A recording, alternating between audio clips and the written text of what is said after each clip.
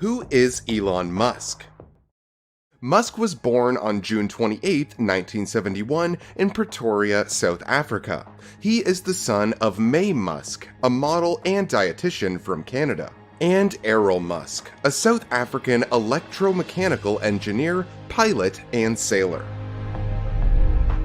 March 1981. Interest in computing. His parents divorced when Elon was 10. During this time, he really got into computers.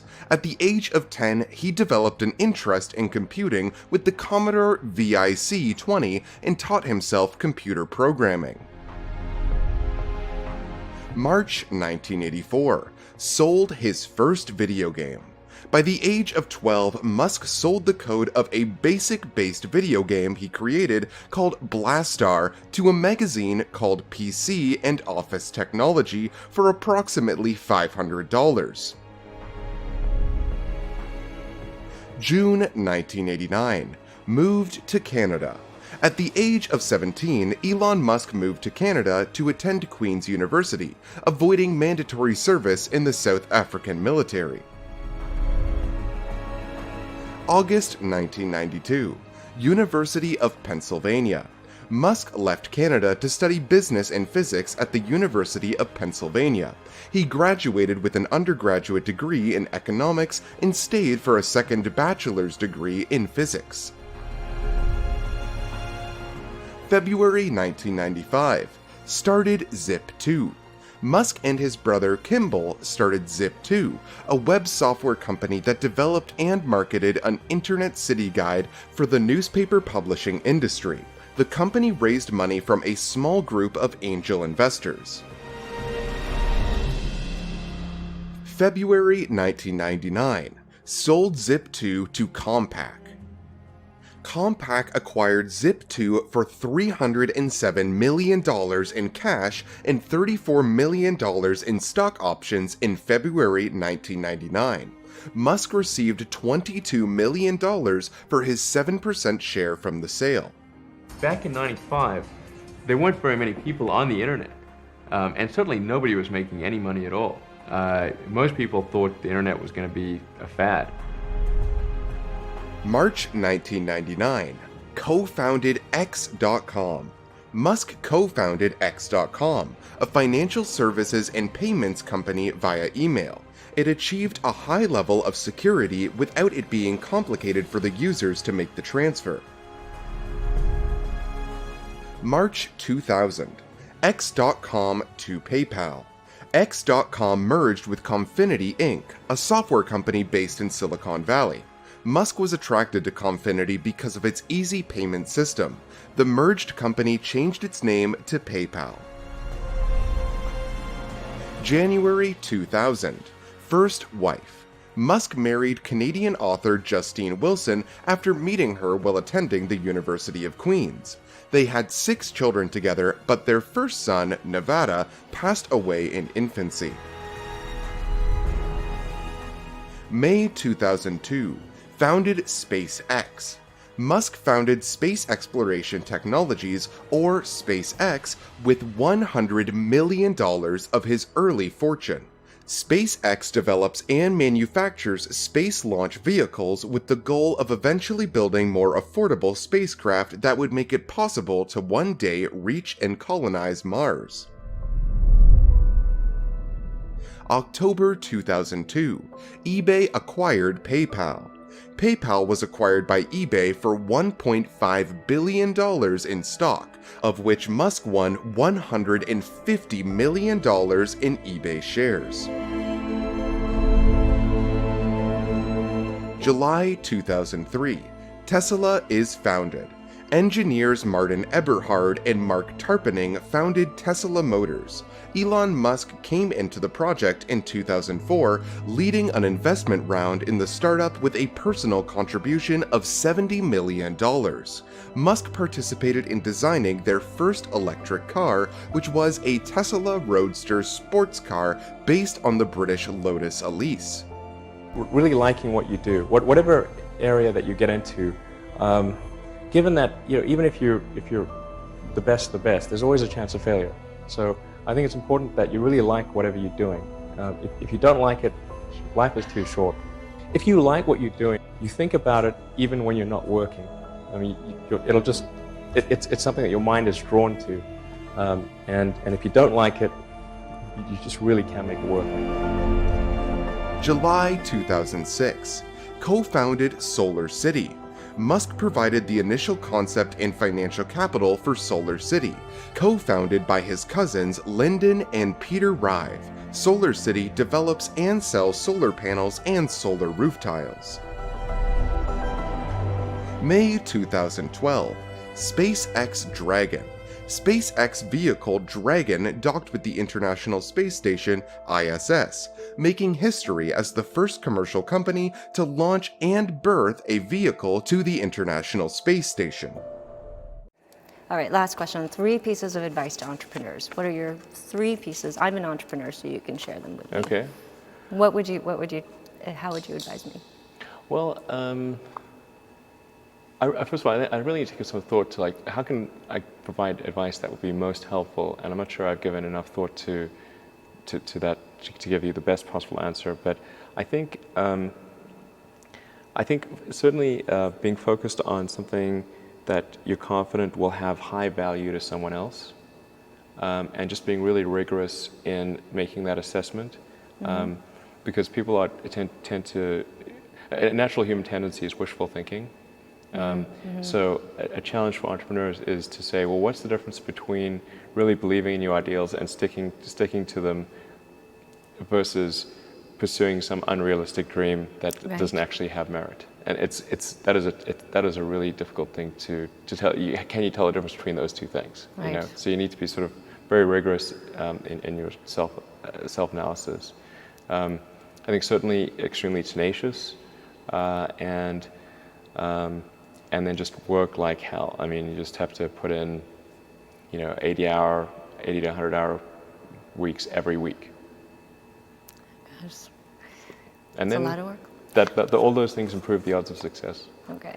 I mean, if other people are putting in 40-hour work weeks and you're putting in 100-hour work weeks, then even if you're doing the same thing, you know that in 1 year you will achieve what they achieve. You will achieve in 4 months what it takes them a year to achieve. How would you describe yourself? What are the main attributes you have from your point of view? How I describe myself?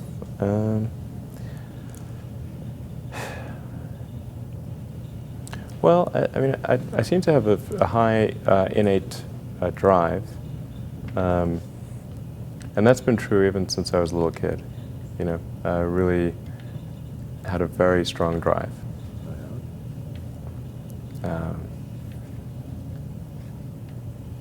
Sort of did all sorts of risky things when I was a kid that why did I do those things? They're crazy. So I think that's very helpful. And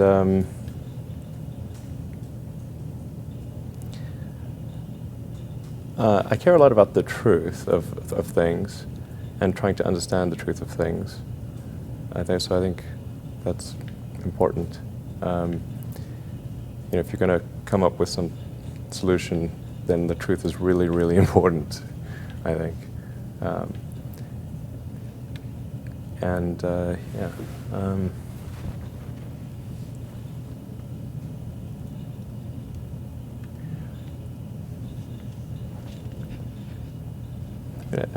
try to think of. I mean, it's difficult to obviously come up with things that are praise for oneself, or there's bad and good here, but. I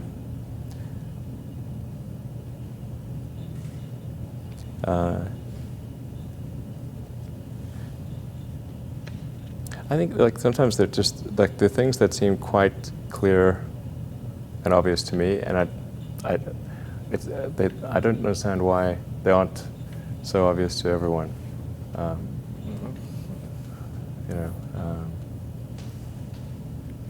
So would you describe yourself as fearless? I mean, are there areas when you seek people for advice, and who do people really ask for? I wouldn't say I'm fearless. In fact, I think I feel fear quite strongly. But if what we're doing is if what what I'm doing is I think is important enough, then I just override the fear. So, but it's not as though I feel it like more strongly than I would like. And in which areas would you never go full risk if you still are fearful? Well, it really depends on the stakes. If the stakes are high, if it's really important, then I will overcome the fear and just do it anyway. But essentially, I mean, I just drive overrides fear, but I feel the fear. It's kind of annoying. I wish I didn't. Okay. I wish I felt it less. So, yeah. And all these introspective questions are interesting. I don't get asked these very often. And then, like, I'm trying to think, like, what is like an accurate reply? And some of these, it's hard to evaluate yourself on these things. Which company you founded was the most risky at the start? Well, probably SpaceX. I thought it had the lowest chance of success. I mean, I thought both Tesla and SpaceX would fail at the beginning. You thought? Yeah, So? sure. Really? Of course. But nevertheless, you put all your money in that, in both. I expected to lose it. Well, technically, what I thought was, well, I'll take half the money from PayPal, and if I lose half of it, that's okay. But then, of course, the companies encounter difficulties, and then I have a choice of either let the company die or put, all the money into the companies. And so I really didn't want the companies to die, so I put all the money in the companies. Yeah. And then I had to borrow money from friends to pay living expenses. Yes. And what went through your mind at the end of 2008 when the fourth and the last rocket started? What were your thoughts at that It time? was a terrible time. Yeah. Yeah, everything was going wrong at once. 3 rocket failures in a row in the beginning, and Tesla financing round was falling apart or fell apart. The Solar City was having difficulties, getting divorced. Yeah. It was really terrible. Yeah. So I was very sad. But then everything was perfect when Well, it the took a rocket while. was in space. Yeah, at the end of 2008, the 4th launch worked, Yes. which is that was all the money we had, but nothing more. In fact, originally I budgeted. I thought, okay, we can do 3, survive 3 failures. So we just barely scraped together enough to do a 4th launch. And then at the end of 2008, we got a big NASA contract, literally on December 23rd, I think it was. Okay. Yeah. So it went from really terrible to, I remember that Sunday before Christmas in 2008 thinking this is the closest I've ever come to a nervous breakdown. I never thought I would ever be someone who could have a nervous breakdown. And I didn't, but it was like, I could see it. I was within sight of it. It was like, this sucks. This is terrible. And then the next morning, NASA called and said that we'd won this $1.5 billion. The next morning. Yeah, the next morning. Literally, I was at home, and I thought they'd all gone home for the holidays. I didn't think that. I would have said there was no chance of a call a few days before Christmas. I thought people would be on vacation and that kind of thing. So, 1.5 billion. Yeah. So what went through your mind when they called you? What do you feel? That was awesome. I actually said to the NASA guys that I love you. I don't think they've gotten that response before. So that was the Monday morning, and then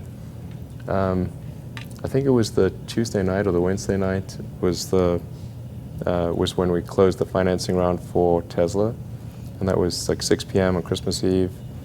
It was the last hour of the last day when it was possible, and we would have gone bankrupt a few days after Christmas if that round had not closed.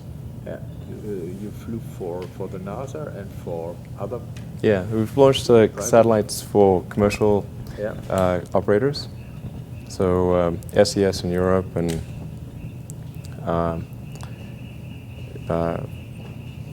Orbcomm in the US and a number of other companies. Maybe we've got a Alarm. yeah. Okay. Well, The car. you seem quiet. Stolen the car. Maybe they stole our Dodge. Oh, Dodge. Somebody. Well, hopefully not. Hopefully. Okay. What was your best idea ever? My best idea ever? Yeah. Yeah. This is tricky. I suppose coming to North America was my best idea. Okay. Because I think these things would not have been accomplished, almost anywhere else. It's really hard to start a company, but in particularly California, Silicon Valley is very conducive to startup companies, and so whenever I'd read books in South Africa, it would seem like the cutting edge of technology was in Silicon Valley, and so that's when I wanted to come and I wanted to move to this mythical place. Okay. And are there things you regret having done or for not having done so far? Well, there's lots of things that when life is short, and there's lots of things that could be done that one can't necessarily do. And these really are introspective questions. I think overall, I think I'm pretty happy with where things are. It's hard not to be, honestly. Yeah. I'd be, things are in a good place right now, and I'd like to, looking ahead, I'd like to see humanity go beyond Earth and have people on Mars. That would be really great. And to see widespread adoption of electric vehicles and renewable energy. These are great things. And I think those would be really, really cool. So one of the, I think, most common questions I hear ambitious young people ask is, I want to be the next Elon Musk. How do I do that?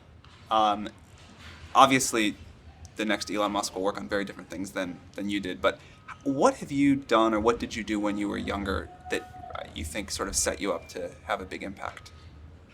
Well, I think first of all I should say that I did not expect to be involved in all these things. So the 5 things that I thought about at the time in college, quite a long time ago, 25 years ago, making life multiplanetary, accelerating the transition to sustainable energy, the internet, broadly speaking, and then genetics and AI. I think I didn't expect to be involved in all of those things. I actually, at the time in college, I sort of thought helping with electrification of cars was how I would start out, and that's actually what I worked on as an intern, was advanced ultracapacitors to see if they would be a breakthrough relative to batteries for energy storage in cars. And then when I came out to go to Stanford, that's what I was going to be doing my grad studies on, was working on advanced energy storage technologies for electric cars. And then I put that on hold to start an internet company in '95, because there does seem to be like a time for particular technologies when they're at a steep point in the inflection curve, and I didn't want to do a PhD at Stanford and watch it all happen, and I wasn't entirely certain that the technology I'd be working on would actually succeed. Like you can get a doctorate on many things that ultimately do not have a practical bearing on the world, and I wanted to. I really was just trying to be useful. That's the optimization. It's like, what can I do that would actually be useful? Do you think people that want to be useful today should get PhDs? Mostly not. So what is the best way to Some be useful? yes, but mostly not. How should someone figure out how they can be most useful? Whatever this thing is that you're trying to create, what would be the utility delta compared to the current state of the art times how many people it would affect? So that's why I think having something that makes a big difference but affects a sort of small to moderate number of people is great. As is something that makes even a small difference but affects a vast number of people, like the area under the area curve. under the curve. Yeah, exactly. The area under the curve would actually be roughly similar for those two things. So it's actually really about just trying to be useful and matter. And then when you're trying to estimate probability of success, so you say this thing will be really useful, good area under the curve. I guess to use the example of SpaceX. Mm-hmm. When you made the go decision that you were actually going to do that, this was kind of a very crazy thing at the time. Very crazy, very for sure. crazy.